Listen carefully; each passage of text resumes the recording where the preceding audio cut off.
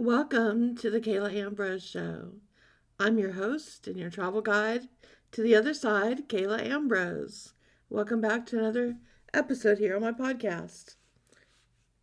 For those of you still getting to know me, I'm an author, a wisdom teacher, a podcaster, an interior designer. I teach online courses about all things metaphysical and spiritual. I have a free newsletter you can sign up for.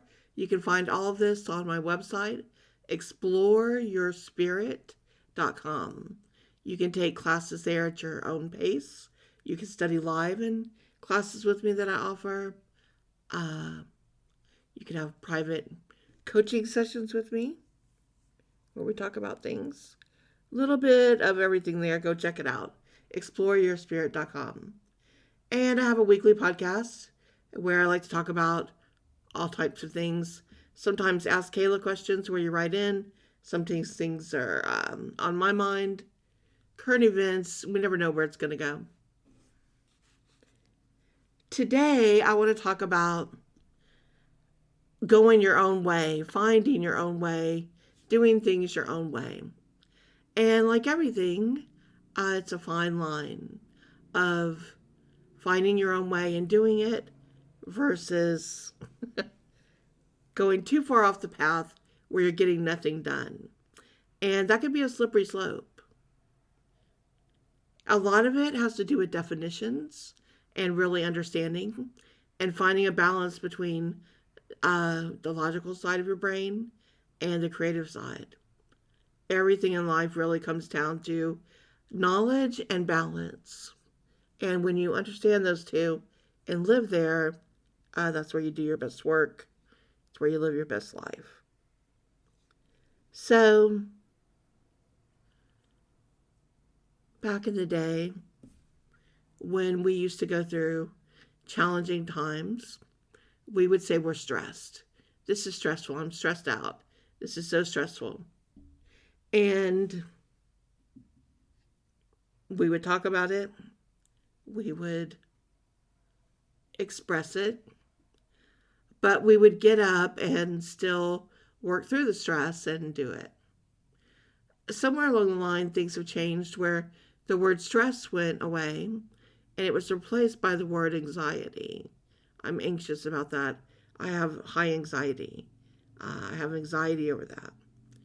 And at some point, it turned where that meant, okay, don't do it. Makes you feel bad, don't do it. That's one of those where we went off the path a little too far. We are supposed to experience a certain amount of discomfort, of uncomfortableness. It's why we're down here on the earth plane. It's why we feel pain in the body, in the mind, in the spirit. It's why we go through things we don't want to go through, things we don't like. Mean people, mean situations, challenging times, you name it. Relationship problems, health problems, money worries. Pick a topic. You're going to find people who are being challenged in that in one form or another. Sometimes all of the above. Sometimes a person getting more than their fair share, we might say. And that's because we come down here to learn. This is the big classroom where we go through all these challenges and we learn to rise above them. We learn to work through them.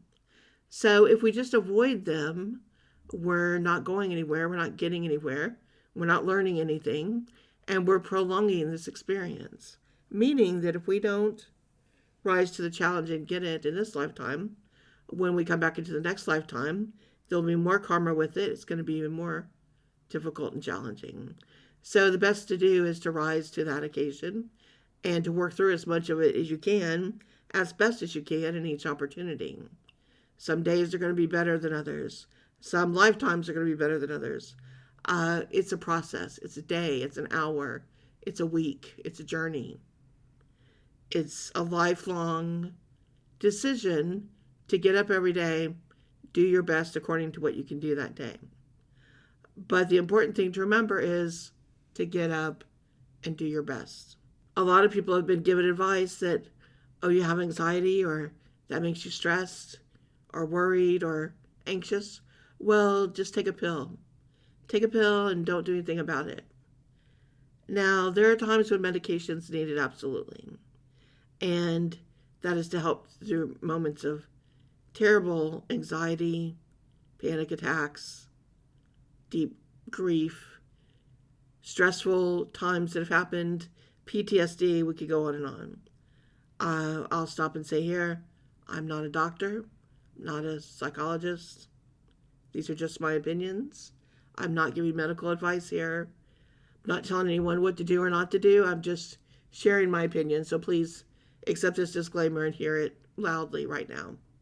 This is not advice of any kind. So if you're under the care of a doctor and receiving medication, you trust your doctor and do what you need to do. What I'm saying, though, is there are some times when that can be a route that we may need for a while, and then we don't.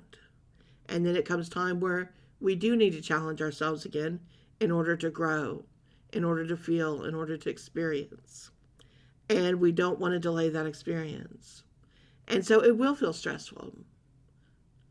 But one of the teachings, the ancient teachings, if you know me as a mystery school teacher, teaching the ancient wisdom teachings, is perception. And how we perceive things have a lot to do with how we live our life and how we handle things. There are pain doctors that have found that when we understand pain, when we understand why we're experiencing pain, how long we will feel pain, and what that means overall, that we do better with pain management. Not that anything has changed with pain medication or what the body is experiencing, but just because we have better information that we can process in our mind, we're able to handle that pain differently.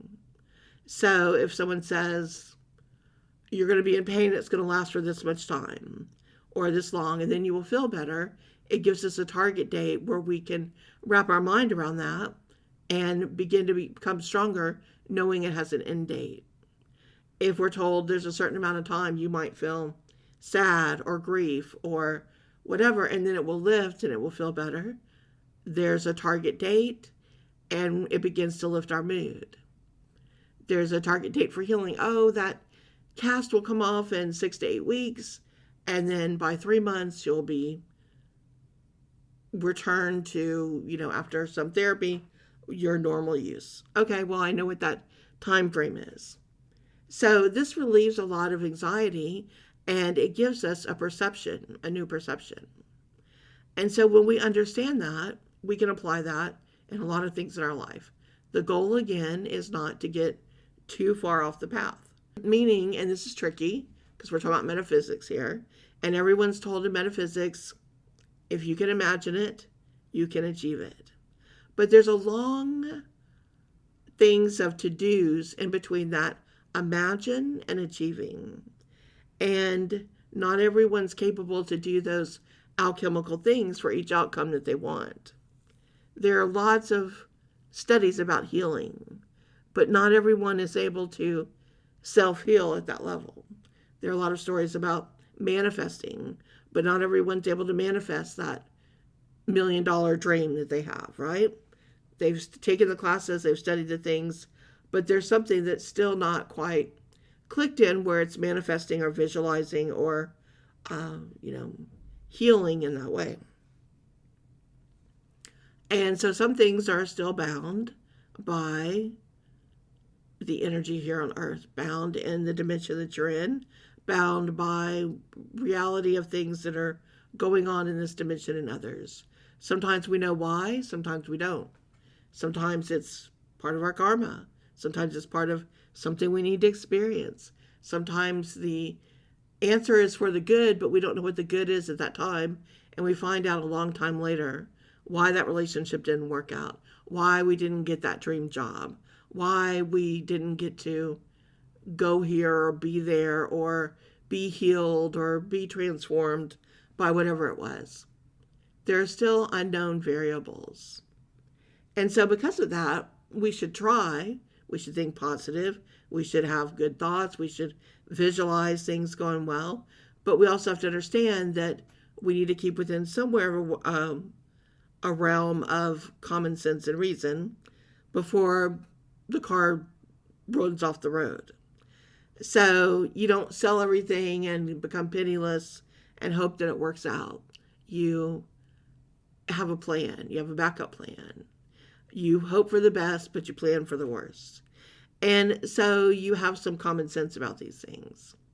And it's important, like I said, because of all the reasons I stated just a minute ago here. So when we do this, then it is able to decrease our anxiety because we know we've got plan A, plan B, maybe even plan C. So we're able to try things and see what happens. And perception is so important with that because when we can perceive things that they may be different, they allow us to handle them differently. If there's something you really don't like to do, but you have to have it done, and you don't want to go through this experience, but it's something you have to do. Sometimes you can change your perception of it and realize, okay, I don't want to do this, but it only is going to last a minute. And I can do anything for a minute. I can, not focus on it as it's happening. I can go into another place in my mind. I can take some deep breaths and relax while it's happening. Whatever it is, I can get through it. It's only going to last a minute. Yes, it's painful, but it's something I have to do, so I can do it. There are ways to change your thoughts, change your energy, change your perception of what it is.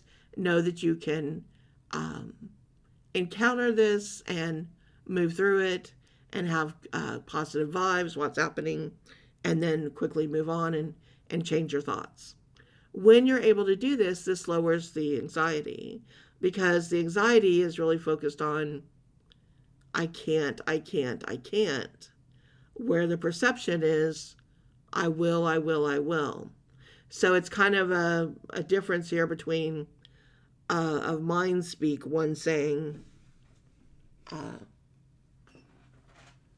I'm in fear, and the other one saying, I'm a force.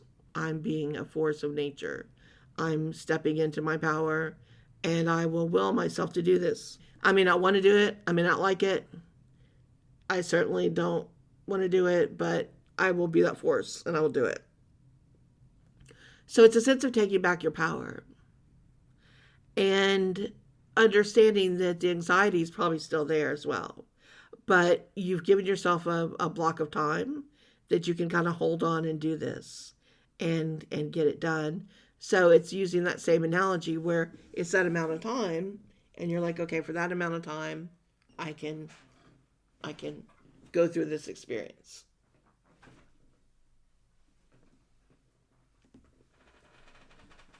So that's one type of coping mechanism. Other people have found lots of ways. Some people use crystals. Some people wear jewelry that they hope that it changes their energy field and gives them kind of a field that will absorb some of the energy and let them get through it. Some people practice meditation and deep breathing. There are so many different types of ways where they go to a different place.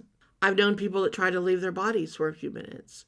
They breathe deep for a moment and leave the body where they're not experiencing exactly what's happening to their body at that moment. The more I talk about this, the more people that reach out to me and tell me their stories of things like this they do, which they find fascinating. I've begun to pay attention to this a lot more and interact with other people, asking them how they handle it as I've gone through my journey. For me, it started with the sudden death of my husband and the grief that overtook me and having something happen so suddenly like that. And then stepping into grief and my whole life changing and continuing to change and bring many challenges. So we all go through it in different ways and we find which coping mechanisms, which skills are the best for each of us to handle these things. And there is no one right way. And like I said in the beginning of that, some people have these challenges even on things that are not as big, like a death of someone, a loss of something big. They have them on things like taking tests. They freeze up when they have to take a test, even though they know all the knowledge. So, how to rewrite your thoughts if you have trouble taking tests? Well, first you can ask and see if there's a way to do it differently. And a lot of people are afraid to ask. But one thing I've found working with a lot of entrepreneurs, I'm an entrepreneur and I work with a lot of people who are entrepreneurs and have built their business up from the ground up, is they allow themselves to think very differently, to think outside the box, to not accept the word no very often, and to find other ways to get around things, even things they don't know. They'll take on the challenge of learning it, even though it might not be something they've studied before, and they might learn it in a different way than it's supposed to be taught. But they'll learn it enough to get it done, to get done what they need to do. And I've done that myself many times where it wasn't the correct way to learn something, but I learned it to do what I wanted to do with it and get it done for what I needed. So the first thing is, a lot of places you just don't know to think, but you can go to the management, let's say you're taking a test for some type of certification you're looking for as an adult, something to do with work. And you're one of those people who have a hard time taking tests. You can go to the management of the place that does the certification and explain that you have this situation. And many times, some of these places have a different way for you to take the test. They'll allow you to take it orally, where you sit with someone and they ask you the questions and you're allowed to explain, instead of doing a test in the normal way where you're writing it down if it's too stressful for you in that way. Or you're able to show that you can do it. You show your work, right? Maybe you want to take a test to do something in healthcare or with some kind of engineering type work, electrical, mechanical, things like that. You can show the work when it's like, okay, how do you do this? And then you show step 1 through 20, how you do this thing, and show that you have complete understanding and proficiency in this subject. You just are a person who freezes up at the piece of paper taking a test. So many places will make accounting for that and provide a different way for you to take the test.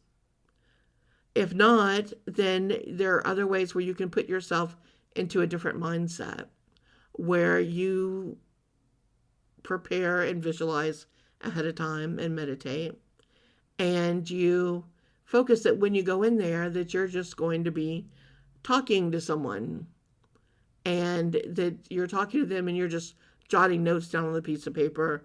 You're sort of convincing your mind it's not a test, but it's almost like taking notes on a subject that you know a lot about. Someone's asking you that question like, hey, what do you know about this subject? And you're like, oh, and you read that question, I know quite a bit about that subject, let me tell you. And so it's almost like you're sharing your notes and writing them down to share with this person. You're creating a different mindset. This was probably most popularized, and I don't know who started it, but it was someone that talked about public speaking.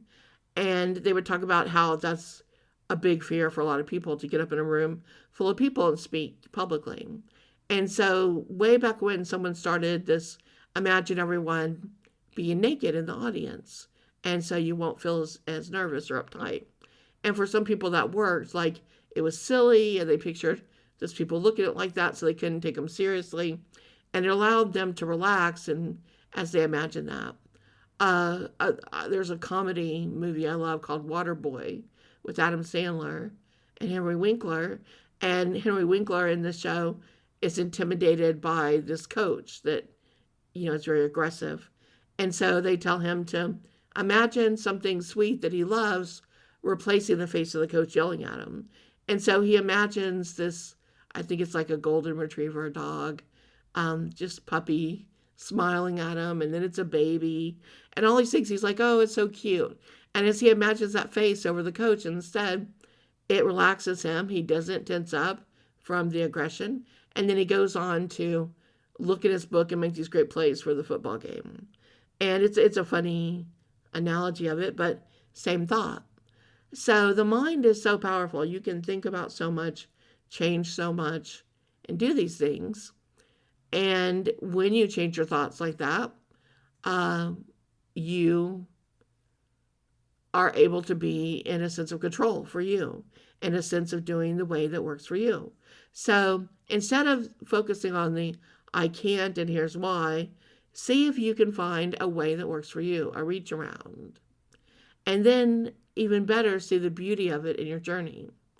There is a Japanese word for it, which I can't remember at this time, but it talks about when there's a crack in pottery and it has to be repaired, and they pour gold in the cracks. They melt gold and it's hot, and they pour it in the crack and it seals it, and it makes beautiful pottery with all these veins of gold running through it. And their belief is that the object has become more beautiful when it was broken and then filled with these veins of gold. And it is, they're gorgeous. And so if you can visualize yourself like that, and that's where a lot of anxiety comes from, is this quest to be somewhat perfect when we are imperfect beings living in an imperfect world that was perfectly designed for us to live imperfectly. That's the point.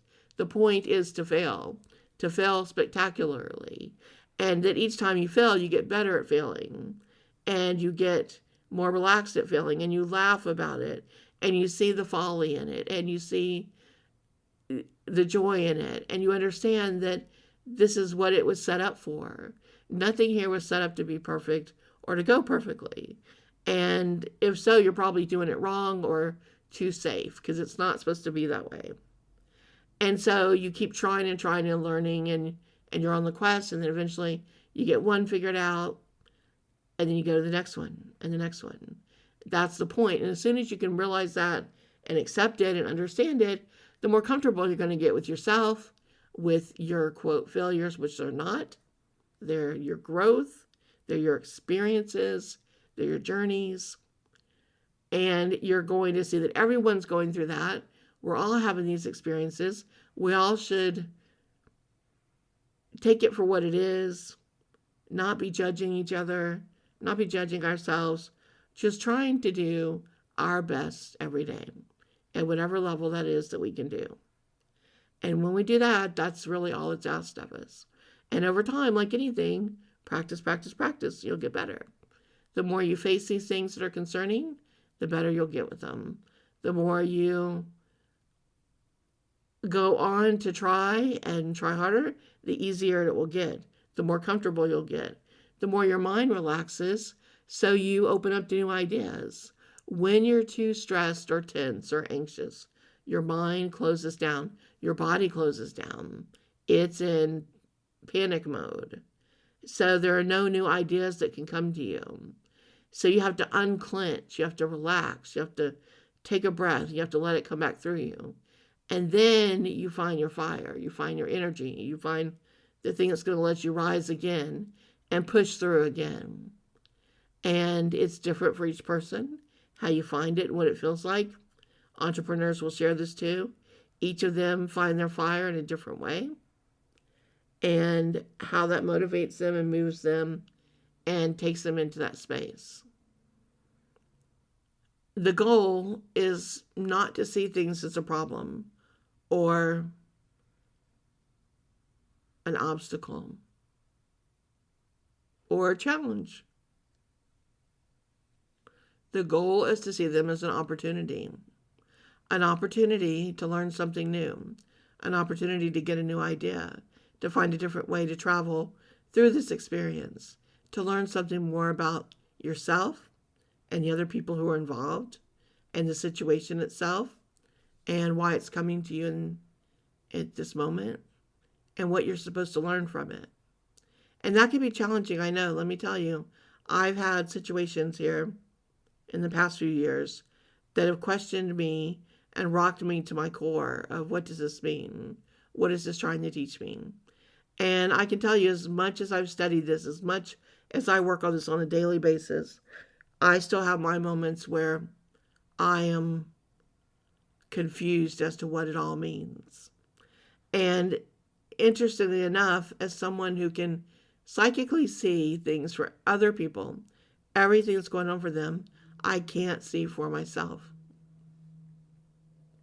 I have to go through it just like everyone else with not being given any information of what it all means, and to have that faith and that trust that what I'm doing is right and meant to be and will work itself out. That's a hard road.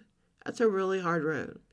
And frustrating when you can do this for people all over the world every day and help them, but you can't for yourself. And I continue to do it, but there are times when I'm so challenged that I, have the same feelings that I know many of you do. Like, why? What's the point of this? And that's where we're at. That is a big part of this is because we are changing from the age of Pisces into the age of Aquarius. We are creating a new age. And everything must fall apart in order to be built new.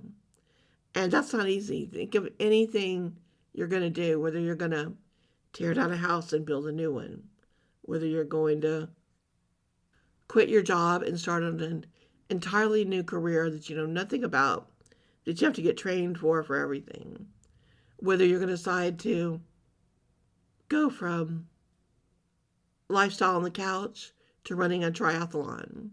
Whatever it is, you're going to have to tear down, break down, start over, and work from scratch. A lot of work is going to be involved, a lot of physical effort, mental effort, emotional effort. It's going to take all of it to do this. Athletes understand this. And so do entrepreneurs. And it takes everything you have to really do it. You have to be ready on all those levels to give yourself the talk and the energy and everything you need. So think about this. What is your perception? Have you been a little closed-minded? Have you been thinking, I can't do this because it says here's the only way to do this is this one way? Or is there a different way to take the test? Is there a different path you can go on?